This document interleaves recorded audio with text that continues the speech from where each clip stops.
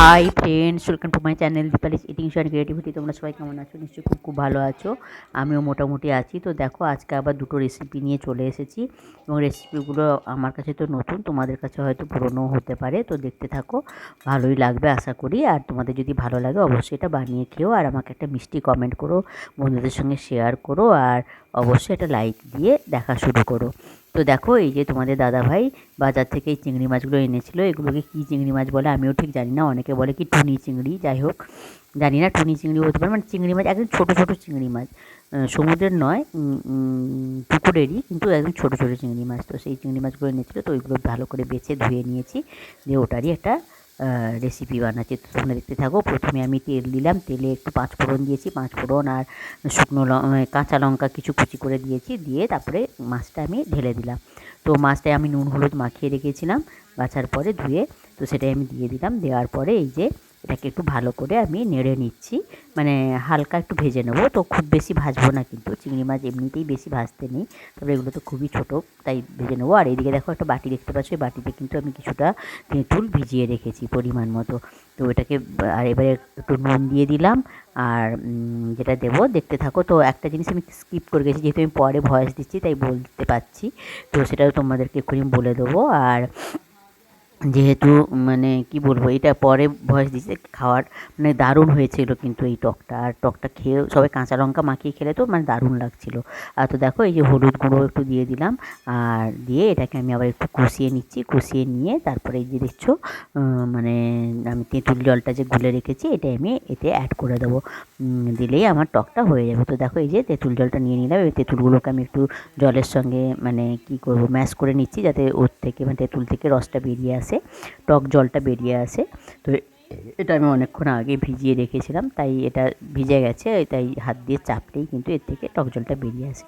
তো দেখো, এই যে আমি এটা অ্যাড করে দিচ্ছি ওই মানে কী বলবো, চিংড়ি মাছের টকে। তো আর এটাই কিন্তু আমি বেশি জুস রাখবো না, যারা খাবে মানে আমার ভাই বউরা এসেছিলো, ওরা ভাই বউ খাবে বলছিলো, ও বলছিলো কম জুস রাখতে, আর আমার মেয়েও বলেছিলো একটু মাখা মাখা গা মাখা করতে, তাই আমি খুব বেশি জুস মানে জলটা দেবো না, যতটা লাগবে। মানে চিংড়ি মাছ তো ভেজেই নিয়েছি মানে, আর চিংড়ি মাছ তো বেশি সেদ্ধ টেদ্ধ করাও ঠিক নয়, দিলে এটা শক্ত হয়ে যায় আর খেতেও খুব একটা ভালো লাগে না, তাই আমি অল্প করেই জল দেবো, যাতে এটা হয়ে যায়, তাড়াতাড়ি হয়ে যায়। তো দেখো, এই যে আমি এই পরিমাণ মতো এই জলটাই দিলাম, আর কিছু আর জল দিলাম না। তো এটা একটু ফুটে গেলেই হয়ে যাবে। তো এখানে আমি একটু চিনি অ্যাড করেছিলাম, তো সেই চিনিটা যখন অ্যাড করি তখন সেটা ভিডিও করতে ভুলে গেছি। তো তোমরা চিনি দিয়েছি, একটু চিনি দেবে, দিলে কিন্তু বেশি খেতে ভালো লাগে, নাহলে ভালো লাগবে না, যেহেতু টক তো এতে চিনি দিলে একটা বেশ সুন্দর আসে। তো দেখো, এই টকটা আমার কমপ্লিট, খুব তাড়াতাড়ি হয়ে যায় এই রান্নাটা, আর খেতেও খুব দুর্দান্ত, এটা দিয়েই ভাত খাওয়া হয়ে যায়। তো দেখো কেমন হয়েছে, তোমরা কিন্তু অবশ্যই একটা মিষ্টি কমেন্ট করে জানিয়ে দিও যে আমার এই মানে চিংড়ি মাছের টকটা কেমন হলো। তো আর একটা বললাম না, দুটো রেসিপি দেখাবো, তাই আরেকটা রেসিপি নিয়ে চলে এলাম। তো এই রেসিপিটার আবার প্রথম থেকে তুলতে একটু ভুলে গেছি, তো তোমাদের বাটিটা দেখিয়ে দিলাম। এতে কিন্তু কারি পাতা আছে, তোমাদের দাদাভাই কারি পাতা নিয়ে এসেছিলো, বললো কারি পাতা খাবে, তাই বললাম কী করে খাওয়া যায় তা কারি পাতাটাকে।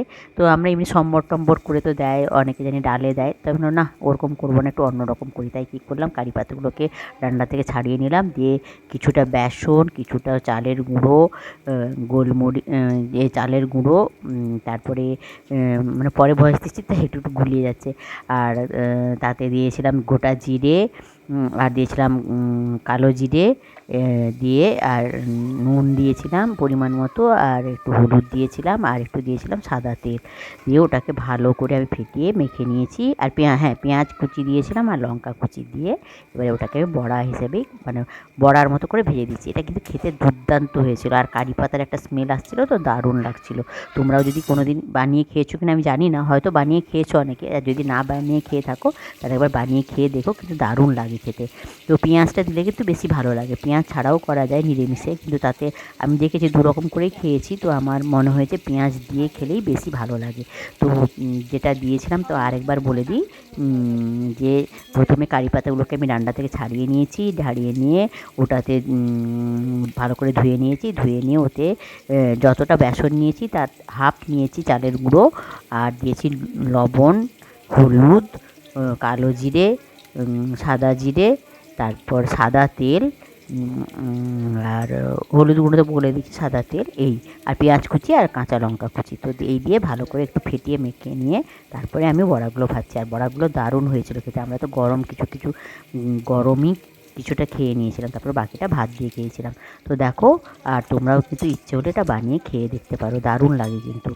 আর বেশি জোরে আঁচটা দেবে না, একটু হালকা আঁচ দেবে, হালকা মানে লো টু মিডিয়াম রাখবে, তাহলে কিন্তু বড়াটা খুব সুন্দর ভাজা হয়। আর একটু মুচমুচে করে ভাজবে আর লো টু মিডিয়াম আঁচে রাখবে, তাহলেই কিন্তু বড়াটা স্বাদ ভালো আসবে। আর হ্যাঁ, একটু সামান্য মিষ্টি দিয়েছিলাম, 2-4 দানা, কেননা ওতে দেখেছি আমি এটাতে একটা স্বাদটা একটু বেশি ভালো হয়। 2-4 দানা মানে একটু চিনি দিয়ে দিও, তাহলে আরও ভালো লাগবে স্বাদটা। তো ঠিক আছে, তো এবার যেটা বলার কথা সেটা তো বলা হয়নি, বলে দিই। মানে পুরনো বন্ধুদের অসংখ্য ধন্যবাদ আমার এই ভিডিওগুলো দেখার জন্য। আর তোমরা সঙ্গে আছো বলেই আমি ভিডিও করতে মানে সাহস পাই বা ইচ্ছা করে, করিও।